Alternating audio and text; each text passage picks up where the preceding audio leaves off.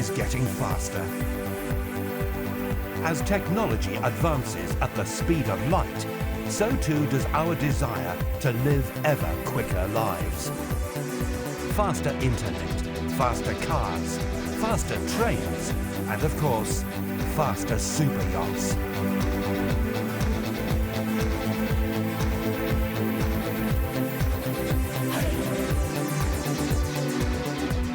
Traditionally built from heavy steel, advances in technology mean that a wider range of materials is now being used to produce these super vessels. Most notably, aluminium. Aluminium was first produced in 1825 in an impure form by the Danish physicist and chemist Hans Christian Ørsted. By 1895, aluminium was being used globally as a building material. Today, global production of aluminium is in excess of 57.9 million tons, exceeding that of any other metal except iron. It is unsurprising then that this sturdy, lightweight material would make its way into the superyacht industry. One Dutch shipyard trailblazing the way with aluminium is Tristan Yachts. Tristan was founded in 1978 by Frans Tristan, and at the time he took over the shipyard, they were building a 20-metre aluminium high-speed yacht. So this, back in the mid to late 70s, was quite a revolutionary thing to be doing, and that pretty much set the DNA of the shipyard. The shipyard grew and developed since then with an expertise in aluminium yacht construction. And then of course along came the oil crisis in the 70s, and the Middle Eastern states became very wealthy, and this type of yacht really appealed to them, so there was a growth of high-speed yachts. In the late 80s, an American client came to the shipyard and built Octopussy. The contract was to build a yacht that would do more than 50 knots, and on sea trials she came out at 53 knots, which was then the fastest yacht in the world at the time. So what is a knot? And how fast are 53 of them? The term knot is actually shorthand for nautical miles per hour and is the approximate equivalent of 1.8 kilometers, meaning that Octopussy reached incredible speeds of 95.4 kilometers per hour.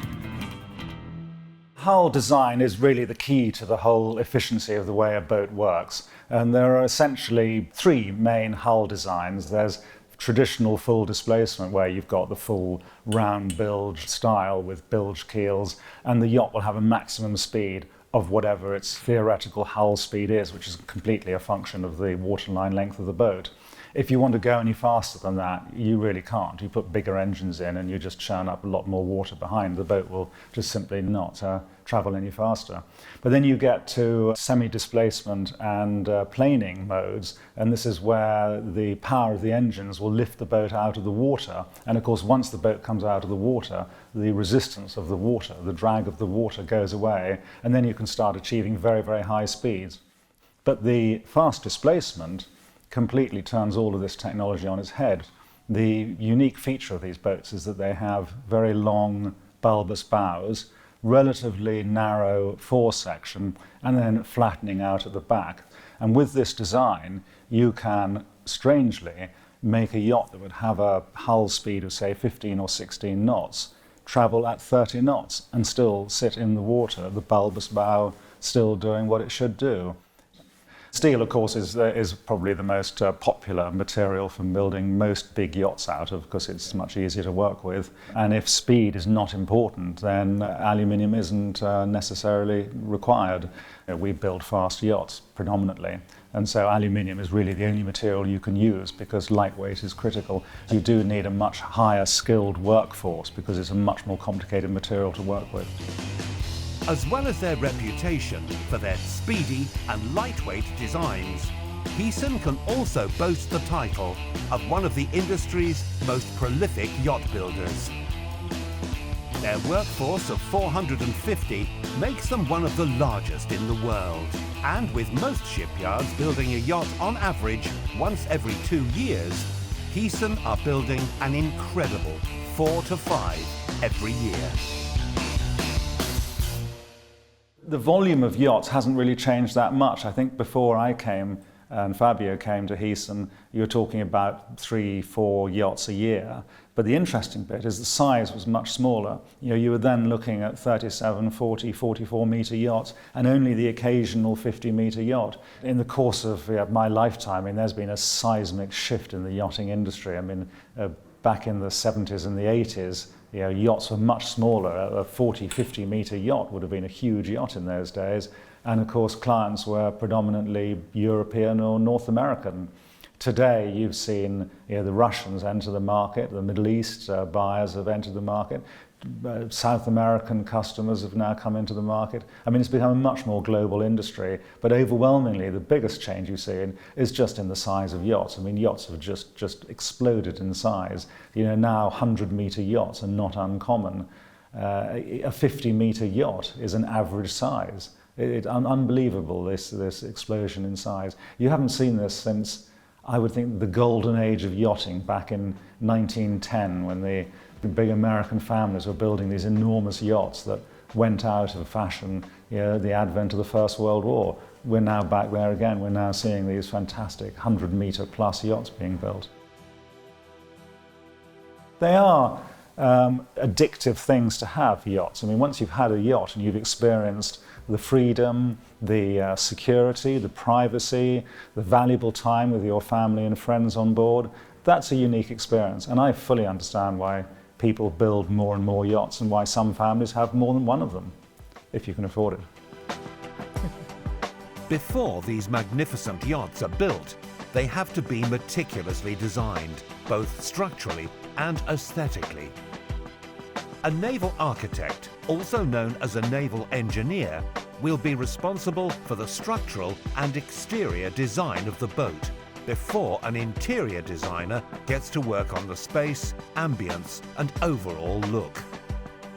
Frank Lautman is one such architect, having spent 5 years as Heason's in-house designer before forming his own company, Omega Architects. From a client perspective, it probably starts with an architect. He has to understand how somebody uses the boat and what he expects from it and how he thinks that people see him on the boat. It might be very important. So I would say it starts with an architect who makes the plan. The naval architect makes the dream seaworthy, and an interior designer then refines, is more concentrated on the ambiance. How does the client feel and what should I put to this space that makes him feel comfortable, and which things have meaning going inside, which have meaning in their life, what is referring to certain tastes, etc., etc. And maybe that's the hardest part. Many times it's a first-time buyer, so they have experience with real estate, building their villas, for instance, but they don't have experience with building their yachts. So they don't know what to do exactly. Should they make a very opulent, impressive villa, or should they focus on the plan where exterior-interior relationship is more important? Exterior decks, do they want to have a lot of sun? Do they rather go into the shadow, have nice seating areas, shaded areas? They have to find out. And of course, they start to talk to us, they start to visit shows, and then it goes back and forth with the designer. Can go fast, can take a long time. A lot of times there's a concept, because you're working with concepts all the time, but to be honest, the client has to come first. You have to get to know him. Sometimes they talk to you, they don't even look at you. And it takes a few days before they look at you and you really communicate and you really start to understand what they want. I started as an in-house designer for Heason, and then eventually they put me more up front with the owners, because everybody understands if you know the owner, you make a more specific design. I spend a lot of hours sitting in Yala trying to understand why my owner wants such a big saloon, and really trying to understand how he would feel comfortable there, either with his guests or just with his children. So you go through every room and you see the decks and you know what he was asking, and you really want to know how it works out. So I think it's very important that as a designer you can stick to what people expect from you, that you can build up a certain heritage so that your message gets clearer and clearer.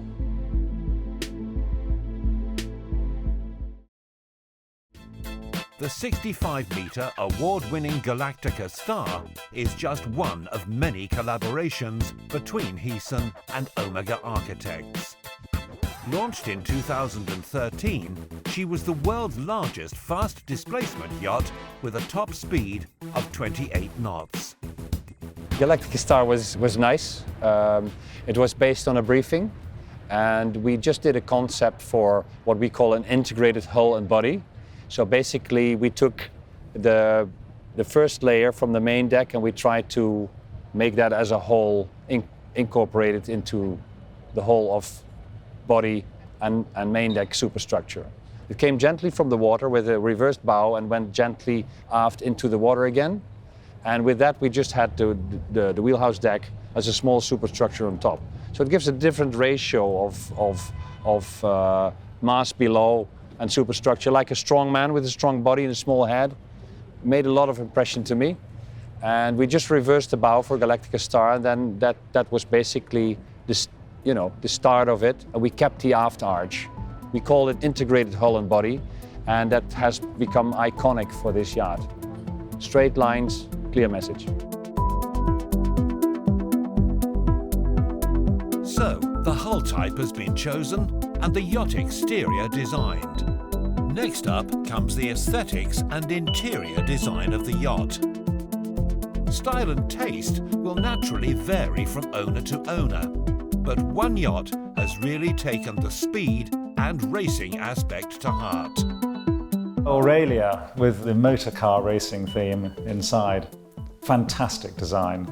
I mean, that was a great example of where you have an owner who has a particular style that he likes, and the designers picked up this theme throughout. Even the carpets were woven to look like the tread of a racing car. It was great. The wood and leather work and brushed aluminium, very evocative of a sort of 1940s, 1950s gentleman's era of motor racing, sort of Dunhill style inside. Built by Heeson in 2011, with exterior design by Omega Architects and interiors by leading yacht designers Bannenberg and Rowell, the 37-metre motor yacht Aurelia is a visually striking and one-of-a-kind boat, taking design inspiration from the world of motor racing. With a distinctive paint scheme based on the Porsche Gulfoil, a special license was granted to replicate the brand colours from this iconic design. And when the boat was launched, we had two Porsches from that era in exactly the same colour at the launching party. It was quite strange to see. And then she's got a big number 10 on the hull, which looks like its racing number, but that is number 10 because she was the 10th yacht in that 37-metre class. And she still does just close to 30 knots. She's the only one that had the gyro zero-speed stabilizers put on her, which because of their weight reduces the speed a little bit. But the result is fantastic. I mean, really works very well. As super yachts continue to grow, there are fewer and fewer harbours big enough to dock these gigantic vessels. Increasingly, the larger super yachts will drop anchor a short distance from the harbour and head towards the shore in a smaller boat. These boats, commonly known as tenders, are used for everything from ferrying guests to and from land, collecting supplies, and transporting crew. Pasco International are one of the leading tender companies in the world. Pasco International has been running for over 15 years now. I started having built racing hulls, so we were powerboat racing, so a lot of effort to create a very lightweight, strong hull. And we were using Kevlar and glass fibre products and carbon fibre. Now, there is the same requirement to be lightweight, but for a different reason. Generally for the beam cranes that are picking up the boats into the tender garage, so we're trying to minimise the weight for that purpose, for craning the boats back on board the mothership. The main thing that's changed in the marketplace is the physical size of the super yachts that we're working with. So years ago we were talking 50, 60 metres, now we're talking 180 metres upwards of that.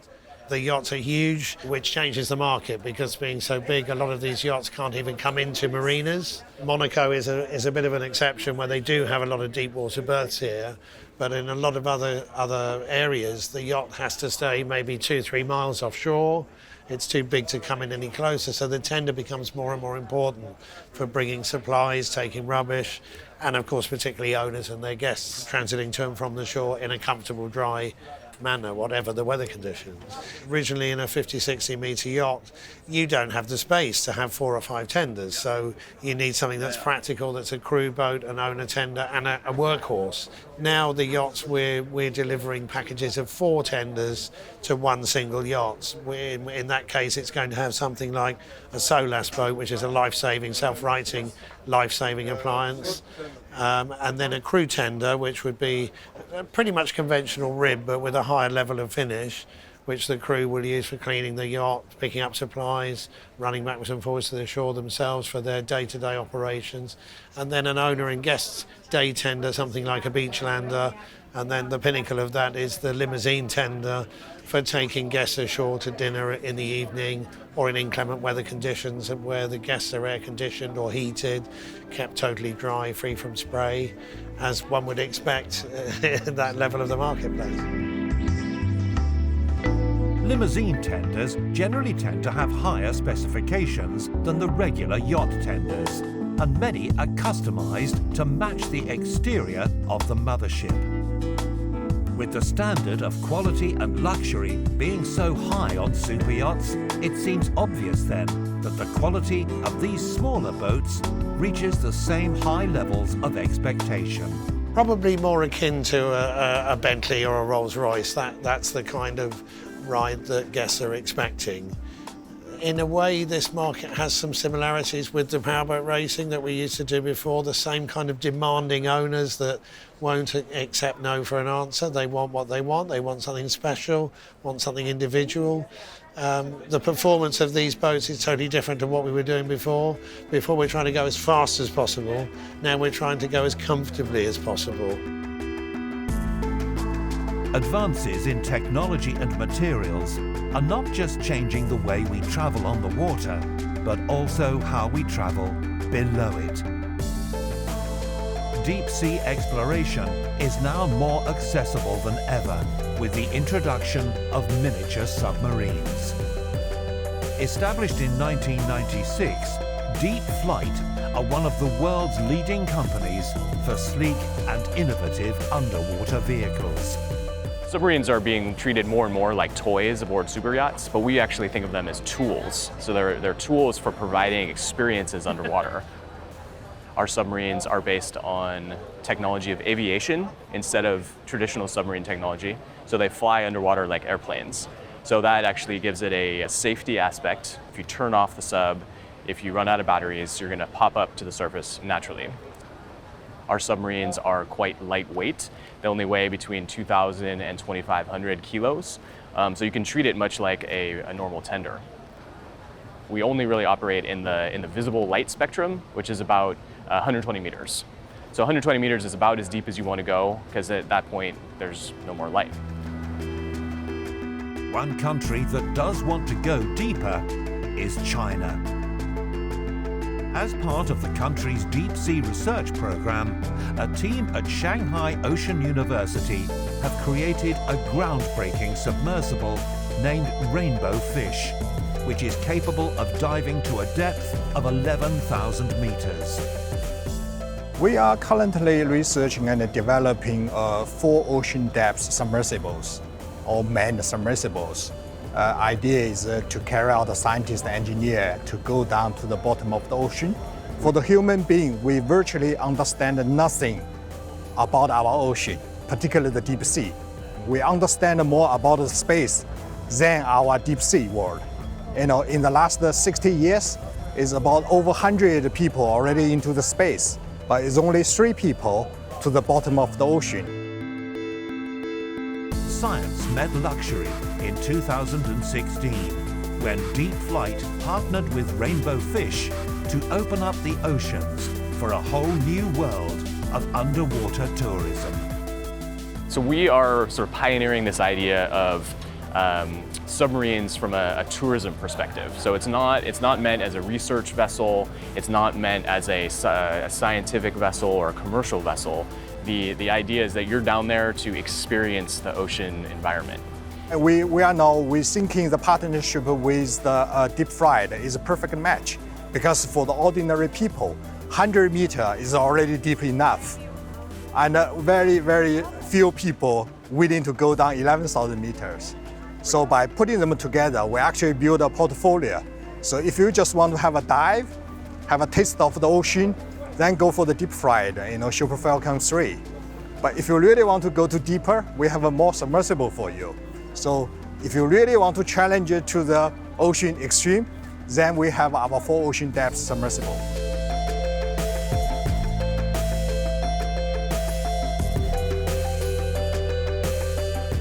So this is the Super Falcon 3S. It's our 3-passenger Super Falcon. To date, the most applicable sub to resort-based submarine tourism. So this year we've partnered with Rainbow Fish to announce Deep Flight Adventures, which will be providing tours in submarines at resorts worldwide. We understand that not everybody wants to go scuba diving. The oceans are 95% unexplored. So anytime you're in a submarine, the chances are you're seeing a patch of ground that nobody's seen before. So the experience is very much immersive. You're sort of one with the ocean atmosphere. So next Christmas, if you're wondering what to get the person who has everything, why not consider their very own private submarine? Join us next time as we go inside super yachts.